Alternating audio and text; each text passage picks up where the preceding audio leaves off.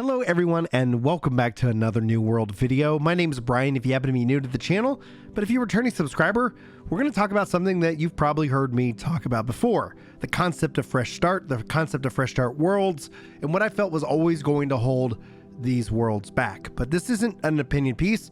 Let's dive into the news, and then if you guys want to hang out, I'm going to talk a little bit about my opinion and where I see this going as we delve into an expansion. Will we see fresh start worlds return? I highly think we will. They've already built the technology for it. But let's go ahead and dive in because this isn't all bad news. In fact, this might actually be good news. Let me know if you like this news or not in the comments below. I'd love to hear it. But let's first kick it off. Greetings, adventurers. Since 2022, in the year of our Lord 2022 November, fresh start worlds have allowed adventurers to relive the excitement of conquering unexplored territories amidst vast wealth and forge new reputations throughout Eternum. While these worlds share these games' visions and our other servers, the function and separate entities safeguarded against external influences like character transfers. However, not all the worlds can maintain a sufficiently active population to support New World's large-scale game modes and other content areas. In accordance with our initial promise when Fresh Start Worlds were introduced, we will refrain from merging a single remaining Fresh Start world in the region if its population flows beyond a healthy threshold. Now, nonetheless, abandoning a world is not an option, so in an effort to sustain the growth community numbers for eligible worlds, we will remove the Fresh Start designation and provide the impacted community with time to recover and restructure before considering further remedies. Now, before we go on, I'm going to say this, this is always going to happen. With the fact that you do not have cross-server, play, which is coming, and I think it needs to be a higher priority, as well as or guesting on different servers, but that, trust me, that brings in a whole realm of different problems that have to be solved, and we want to solve them first rather than whatnot, but we can explore more in discussion videos. Note this self, the concept of that these worlds were safeguarded, they're no longer a fresh start world anymore. As of now, right? As of right now, if you were a new player, these aren't fresh servers. They're populated. They got communities, right? Problem is they're cut off from a really active population of transfers and more. I think a lot of this can be resolved and should be resolved with better technology and better server architecture. And that isn't to say that, I don't like how these worlds exist. It's just to say that players want to play with their friends. They want to join us, which we're on Maramba now. And just note to self, I will never transfer my server. I will always be on the server and the name will change as I get merged. And that's just the commitment I have as a content creator who tells you where I'm playing. I don't want you to spend money or use a token to come play and then it turns out I moved the next week. That's just never going to happen. But there needs to be solutions and remedies. And I think those are on the way with cross server, because then if you want to play on a lower population server and have more opportunities for war and what have you, there's value in that. But you don't want to be cut off from expeditions and OPR and yada, yada, yada. So these things are on the way, but they're not here as of right now. Now, let's go ahead and continue. Keeping this in mind, we are delighted to announce that Succotash, located in the Asian Pacific region, will be the first to undergo this transition. As a result, users will now have freedom to interact and transfer between Succotash and Delos, fostering a dynamic and sustainable player base for Succotash. We understand that this solution may not be ideal for everyone, but we strongly believe it offers the best way forward for regions that are too small to support both standard and fresh world sets. For the details, this kicks off May 24th.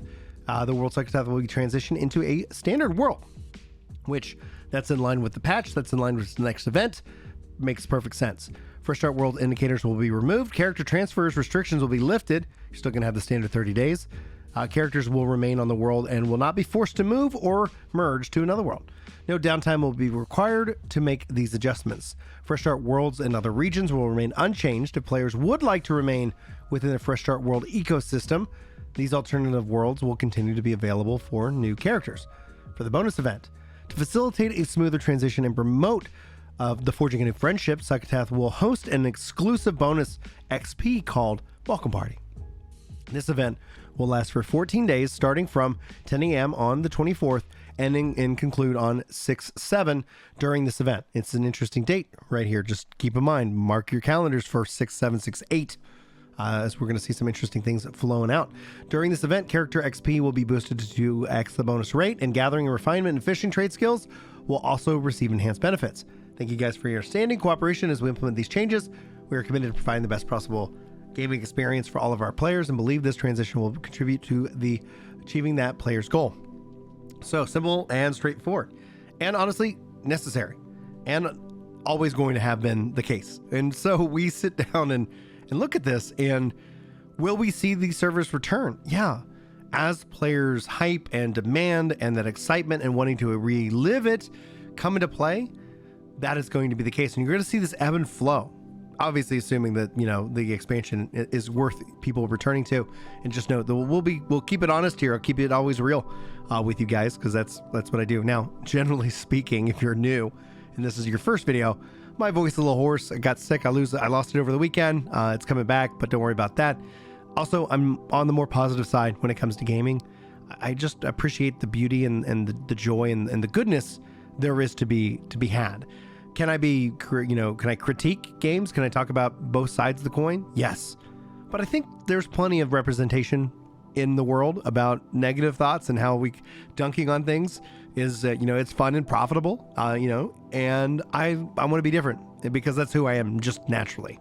I'm glass half full or, kind of guy. But I do think that we'll see kind of these fresh start servers, and kind of in a way, almost if you think about kind of a progression server or seasonal server, like bringing itself back in, there was a clear demand for it. I think there will be a clear demand with everything that changes with the expansion. I do think that you delay the difference between a fresh start world and an expansion still to this point, because I think the priority and what will keep fresh start worlds healthy and viable, because again, the question is like, well, how long is it going to be a fresh start world? Because 1 year after the world launches, it's a year-old server. Like, there's plenty of wealth and all of that being brought in. I could see how there can always be this value in, transferring in and off, because the lifeblood is new characters or returning characters. And if your world isn't incentivized to have that option, it's going to eventually suffer and not have the population that can support it, which is what we see today. So going forward, the cross-server play, absolute critical, because you could have a fresh start world that has 1,000 people on it. And that could be amazing for the people who want that more intimate experience with their community, but not being cut off from the rest, not being cut off from expeditions, from mutations, from OPR, from the raid, and you just keep going down the list of content. And then ultimately, it would be great if you weren't cut off from other people and friends to the point where you're like, well, I would play with you, but I'm on this rule set and I'm on that rule set. Well, maybe there's a way that we can meet in the middle, and we'll have to wait and see how it goes. Now, that's going to be it for this video. Those are just my thoughts.